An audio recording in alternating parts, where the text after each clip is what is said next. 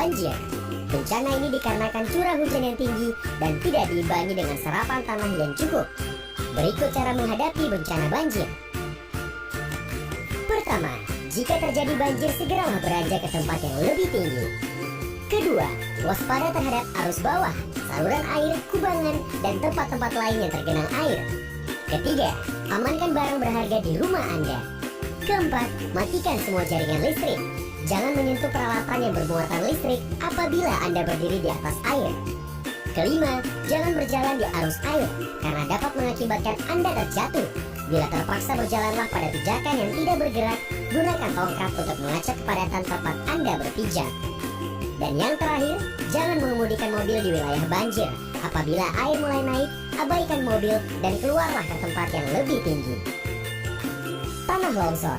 Bencana ini seringkali dipicu oleh curah hujan yang tinggi. Struktur tanah yang labil sangat mudah mengalami longsor dan mengakibatkan bencana bagi masyarakat yang berada di posisi lebih rendah. Tanah longsor juga dapat dipicu oleh getaran gempa hingga merontokkan struktur tanah di atas. Berikut cara menghadapi bencana longsor. Pertama, waspada terhadap curah hujan yang tinggi. Kedua, bila terdengar suara gemuruh, segera keluar cari tempat lapang dan tanpa penghalang. Ketiga, perhatikan kondisi tanah sebagai pijakan yang kokoh bagi langkah Anda. Dan yang terakhir, ikuti instruksi evakuasi dari pihak berwenang. Letusan gunung api. Bencana ini merupakan keluarnya materi dari dalam bumi seperti debu, awan panas, asap, kerikil, bebatuan, lahar panas, dan magma. Berikut cara menghadapi bencana letusan gunung api. Pertama, perhatikan arahan Pusat Vulkanologi dan Mitigasi Bencana Geologi atau PVMBG terkait dengan perkembangan aktivitas gunung api. Kedua, persiapkan masker dan kacamata pelindung untuk mengantisipasi debu vulkanik. Ketiga, mengetahui jalur evakuasi dan shelter yang telah disiapkan oleh pihak berwenang. Keempat, mempersiapkan skenario evakuasi lain apabila dampak letusan meluas di luar prediksi ahli. Dan yang terakhir, persiapkan dukungan logistik seperti makanan siap saji dan minuman, lampu senter dan baterai cadangan, uang tunai secukupnya, obat-obatan khusus sesuai pemakai. Gempa bumi. Bencana ini merupakan guncangan yang terjadi di permukaan bumi yang disebabkan oleh tumbukan antar lempeng bumi, patahan aktif, aktivitas gunung api, atau runtuhan batuan. Getaran gempa bumi tidak membunuh. Yang membunuh adalah benda atau bangunan yang roboh akibat tidak tahan getaran atau fondasi buruk. Hal lainnya karena kebakaran atau tertimbun longsor yang disebabkan getaran. Berikut cara menghadapi bencana gempa bumi. Pertama, utamakan keselamatan diri, bukan barang. Lari secepat mungkin keluar ruangan atau rumah.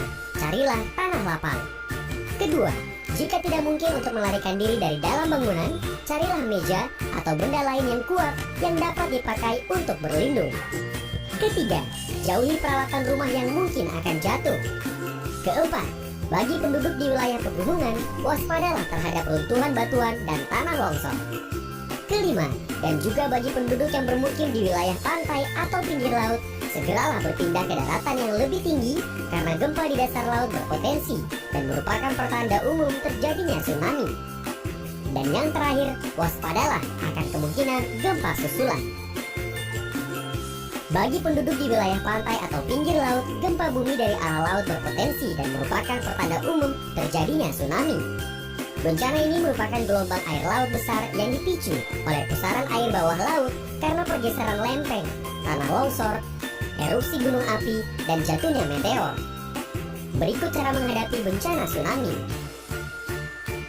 Pertama, menyalakan radio untuk mengetahui apakah tsunami terjadi setelah adanya gempa bumi di sekitar wilayah pantai.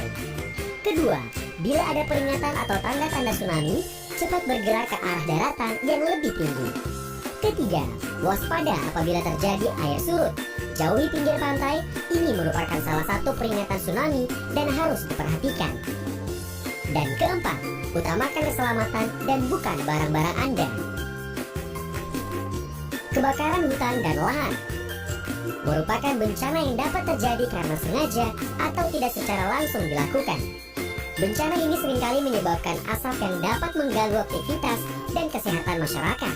Berikut cara menghadapi bencana kebakaran hutan dan lahan. Pertama, melakukan penyemprotan air secara langsung apabila kebakaran hutan berskala kecil. Kedua, jika api dari kebakaran berskala luas dan besar, kita dapat melokalisasi api dengan membakar daerah sekitar kebakaran dan mengarahkan api ke pusat pembakaran, yaitu umumnya dimulai dari daerah yang menghambat jalannya api seperti sungai, danau, jalan, dan puncak bukit. Ketiga, melakukan penyemprotan air secara merata dari udara dengan menggunakan helikopter atau pesawat udara. Dan keempat, membuang hujan buatan. Angin puting beliung. Bencana ini merupakan angin kencang yang datang secara tiba-tiba, mempunyai pusat bergerak melingkar menyerupai spiral dengan kecepatan 63 km per jam hingga menyentuh permukaan bumi dan akan hilang dalam waktu singkat. Berikut cara menghadapi bencana angin puting beliung. Pertama, tetap berada di tempat perlindungan yang aman sampai badai atau angin puting beliung reda. Kedua, lindungi kepala dan tubuh Anda untuk menghindari benda-benda yang berjatuhan atau berterbangan. Ketiga, jika Anda berada di luar rumah, segeralah menjauh dari pusaran angin puting beliung atau badai bila masih memungkinkan. Keempat, segera masuk dan berlindung ke dalam rumah atau bangunan yang kokoh. Dan kelima, hindari bangunan-bangunan tinggi. Kekeringan merupakan kondisi kekurangan pasokan air dari curah hujan dalam jangka waktu tertentu, biasanya satu musim atau lebih, yang berakibat pada kekurangan air untuk beberapa sektor kegiatan, kelompok, atau lingkungan. Berikut cara menghadapi bencana kekeringan. Pertama, menanam banyak pohon. Fungsinya menyerap dan menyimpan air di dalam akarnya. Kedua, bendungan merupakan salah satu cara untuk membuat air sungai tersimpan, sehingga suatu saat dapat digunakan ketika masyarakat kekurangan air. Dan ketiga, air merupakan sumber daya alam yang harus kita hemat dan digunakan hanya sewajarnya.